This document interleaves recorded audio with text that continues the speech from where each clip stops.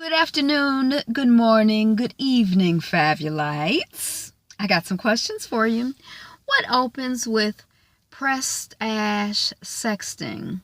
Still. And what closes with shots fired? Literally. If you guessed Shots Fired, Season 1, Episode 9, Hour 9, Come to Jesus, then you're correct. Thank you for joining me for my recap, my review, my commentary on the episode. Liking, comment, subscribing, sharing, all that other good stuff. Join the notifications gang. All right. I'm Angela. The channel is Be Fabulous You. All one word, Be Fabulous You spelled out. You can find me on Twitter at Be Fabulous You, and you can also find me on WordPress at Be Fabulous You. So let's jump right into it. Dang, they are still at it. I'm talking about Ash and Preston. They was pressing on. They did not quit. But anyway, so they're, I think when we left them at the end of the last episode, they were having sex. So we joined them with the sex still in progress. So Press Ash are in the hotel room, and they're watching Jesse's video of his murder. Preston says his story is that he meant to send it to himself, and he accidentally sent it to Jesse's social network. So that's his story as to how it got out.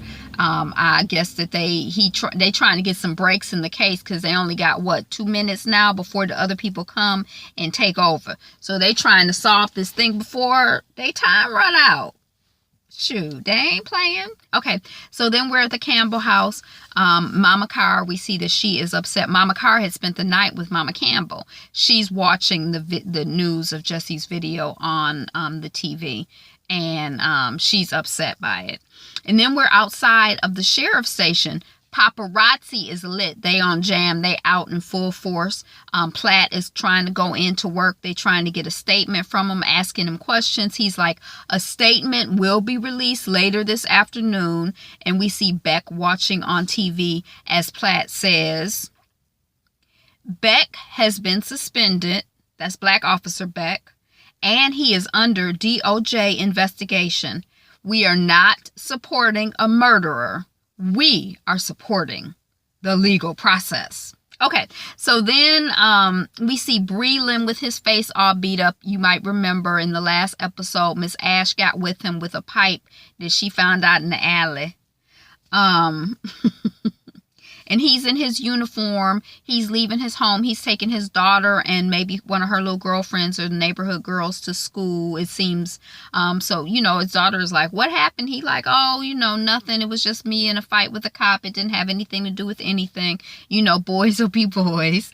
And then we see him at work. Everybody's looking at him, kind of making fun of him. His colleagues have left him a gift of tampons on his desk. I guess they're saying he's a pussy because he got beat up. I don't know. I don't get the joke. It's not for me, though, so I ain't supposed to get it. Okay, so then we see Ash. She is at a coffee shop, and we see Officer Baldy. That's the one who had pulled her over. Remember, he pulled her literally out of her car, cuffed her on the ground. He said she was drinking jump. She had to do a breathalyzer. Field sobriety test. She just give me a breathalyzer. And then later on, Breland came and took over. So Officer Baldy. So she's like, he like, look, they at the coffee shop. He like, you got a problem. You file a complaint. And Ash is like, I know Breland put you up to it. You willing to go down for him? You won't have a paycheck or a pension and you got that family. Nobody gets out clear. And then Officer Baldy is like, you on your way out. Who gonna protect me, boo? Who gonna protect me when you gone, boo? Okay, so then we see Preston, and he's at Beck's place. Beck has his attorney there with him. The press and the protesters are outside. Beck is like, I am not guilty. The video is not the whole story. I can't even have my family here in my house. And then Preston is like, well, why am I here, Joshua? Why you call me? And then he gets a real undoctored file of all involved with the tours. And we find out from Beck that the auxiliary deputies never went through the required 485 hours of training. That's what I wrote down. That seemed like a lot. And that they carried their own firearms, but that they did get a taser from the department. And he says that he's had this information for a couple of months, and he's done being blue. And you could interpret that many ways. He got the blues. He blue. He done being a cop. He done having the blues. Yeah. Okay, so then we're in the office of the governor. Her assistant is there, and the assistant is like, "You're killing the education initiative." And the governor is like, "Look, the riots messed up the whole budget." And Sarah, the assistant, is like, "Well, what about Sean Campbell? You looked that little boy in his face and said you was going to help him." And the governor is basically like, "Oh, well, I tried." And then Preston comes in. And Preston and the governor are in the garden. And the governor is like, "Now that the video is released, are you finally arresting Beck? You've got hard evidence. Oh, do you have any hard evidence of problems with the auxiliary deputy program?" And Preston is like, "Names, dates. May have only been one shooter, but there are lots of people to blame." And the governor is like, "If it's true, I'm sorry." And then we're at Ash and Breland's office, and Ash is in Breland's office. They don't share office, y'all. Ash is in Breland's office, and Breland is like, "Hey, I respect you. You fight dirty." And Ash is like, "I know that the auxiliary deputy records were falsified, and you planted weed in Jesse's car to keep that quiet." Ash is like, "You can take the heat, or you can tell me how Platt and Cox are involved. And how did Pastor Janae get Breland's gun? Get Cox's gun. How did Pastor Janae get Cox's gun?" And then Breland is like, "How does it feel to fail? That's what I want to know. How does it feel to get replaced by someone who won't get a DUI arrest while they in a custody fight, huh?" And Ash is like, "I will fight and beat your ass in the alley and in the courtroom." Okay, so then that's the end of that scene. Then we have Cox and Breland, and they're on the balcony, probably at Cox's place. And Cox is like, "Pastor Janae's charges will hold up, even though the gun traced back to me." And Breland is like, "The charges will hold." Okay, so then we're with Pastor Janae. She's still in jail. We see her through the bars. She's like, they done come in 3 times for me to sign this confession. And I know I didn't do it, but I'm tempted. It still sounds very inviting. And Ash is like, "You don't belong here. Keep the faith." And Janae is like, "Well, how's your faith, Pastor Janae?" And Ash is like, "I'm barely holding on." And Janae is like, "Let us pray." And she says a prayer for the incarcerated with and without bars. Okay, so then we're with Platt and Breland. And Breland is like, "Look, Cox isn't family. You taught me to protect family, like my blue family, the cops. It should have never happened."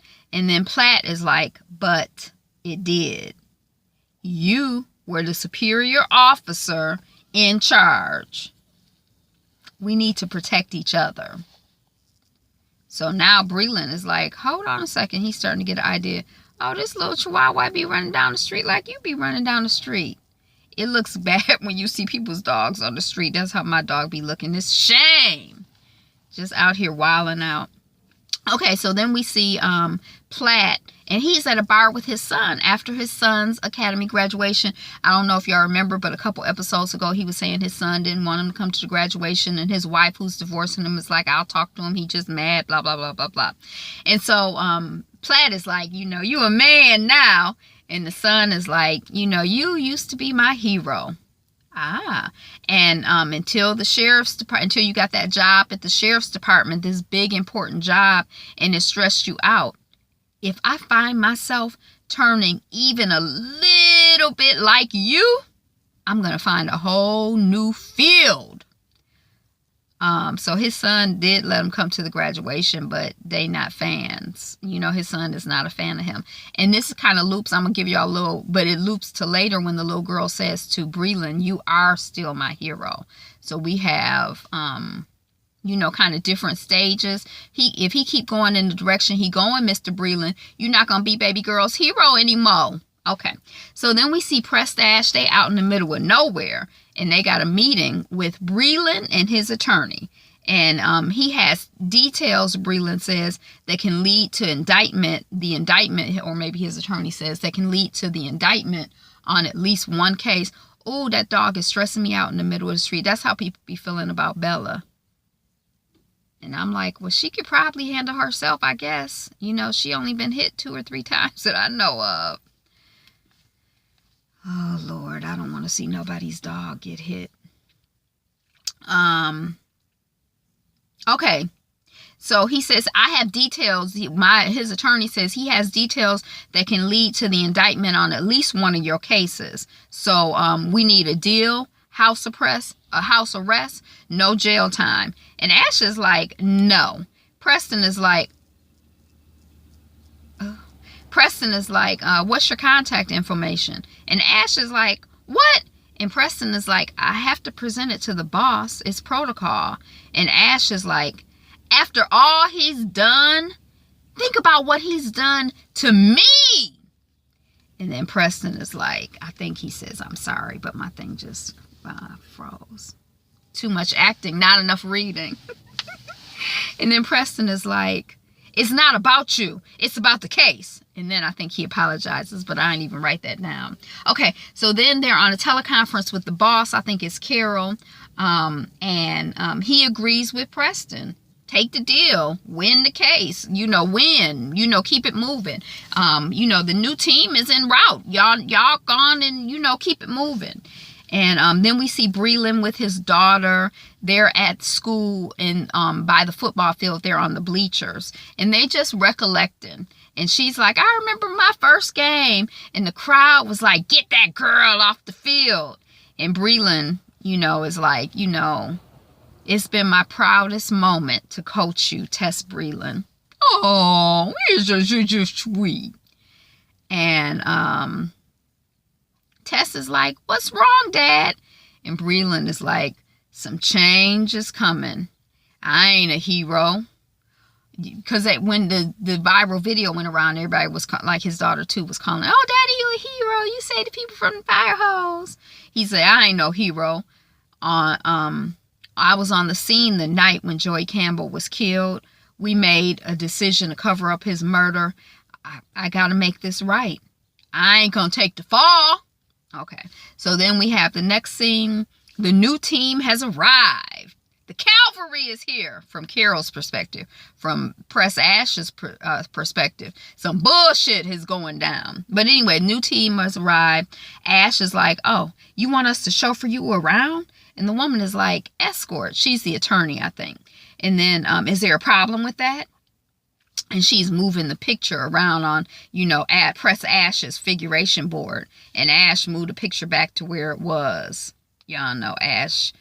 She got issues, and maybe even more issues than the issuance that we thought of the issues of the issuance. Okay, so then we're meeting outside. There's a meeting outside. We see Ash. She's sitting alone at a table. And then Breland and his lawyer and Preston are on one side of the table. And the new folks are on the other side of the table. So they having a meeting. They about to work out this deal. And Ash, she over here. She witnessing it, but she like, I'm not co-signing this. I'm not happy about this. That's what her body language is saying, literally, to me. Pierce, that's the new attorney. She's like, full immunity to Breland. Ash is like, no. Press is like, a word, Miss Pierce? That's more than what he asked for. Breland wants to talk. Pierce is like, look, we're going to be aggressive with this. Carol wants a win. Back off and let me do my job because I just replaced your ass. Okay. So, you know, back off. And then Press Ash, we see them walking away. And Ash is like, What happens when Breland transfers to another department and kills another black kid? I can't let it go down like this. And then Preston is like, well, what are you thinking? And Ash is like, we got to get somebody else to talk first. So then we see Ash at Cox's office. And he's like, you go come talk to me. You talked about lawyer. And Ash is like, I'm just here on a social visit. You know, he like, we ain't friends. She like, well, we friendly. Because there's a new witness that's willing to confess everything, all of it. And by morning, you could go down. The irony of building the prison for yourself. And then we see Beck and Officer Bestie moving boxes at Beck's place. And Bestie is like, you know, you can talk to me. And Beck is like, I tried to talk to you about the tours before this whole Jesse thing went down. Jesse went for my gun. Are you protecting me or the department? And the Bestie is like, I'm protecting you and Carrie and the boys. You gonna take on a whole department? And then Beck is like, I'm done protecting them. I'm coming forward. And he's like, I got my family and a bachelor party to give. And the Bestie is like, can't have you at the wedding. If you come to the wedding, it's off. And Beck reads him. He goes to his Bible and gets out the toast that he had been preparing as the best man. He reads it to him. It's all touching and sweet and everything. I didn't cry, but you know, it was whatever. And then he's like, this is what I would have said about you, Bestie. And then he gives him the paper. He says, give it to the new guy. Okay, so then we see Cox. Cox is having a press conference. He says that he has been silent in the face of wrong, but he can't be silent anymore. He says, I killed Joey Campbell. And then we see Mama and baby boy Campbell watching the Cox confession. And then he says, Cox, I reached for a taser and I accidentally pulled a gun. Breland intimidated me. And he allowed Pastor Janae to be detained. I'm turning myself in to Sheriff Platt immediately. And then at the sheriff's statement, we see Platt and Breland and, you know, some other people in the room, but they basically like, everybody got to go. And so it's just Platt and Breland in the room. And then Breland takes the TV and he slams it on the floor. You knew he's placing himself in your custody. And Platt is like, hold on, look at me. Look, eyeball, look at me. This is the first I've heard of it. And Breland is like, 20 years of loyalty to be your fall guy? And then Platt is like, look, Durkin is gone. Is your word against Cox's? I got your back. And then we see a scene with Breland. He's being rebuffed by the new lawyer, Pierce, the DOJ lawyer, because he like, so can we talk about that deal? The DOJ lawyer is like, we don't have nothing in writing, and I don't need you anymore, so there is no deal, boo-boo. And then Breland to Ash, he says, you did this. And then Ash, she don't really say nothing. She's like, no comment, motherfucker. Excuse my language. And then the new team interviews Cox. And, well, what made you decide to confess? And Cox says, well, actually, Ash convinced me. Well, when did she convince you? Earlier today. She convinced me to stop living a lie. And then we see Breland. He's out in the middle of nowhere. He has Ash's file with him. And he's calling Children and Family Protective Services. And, he's calling Child Protective Services on Ash. And then while he's doing it, he receives a text message from his daughter, Tess Breland, that causes him to burn Ash's file.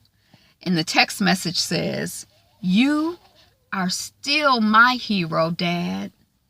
And then that's the end of that.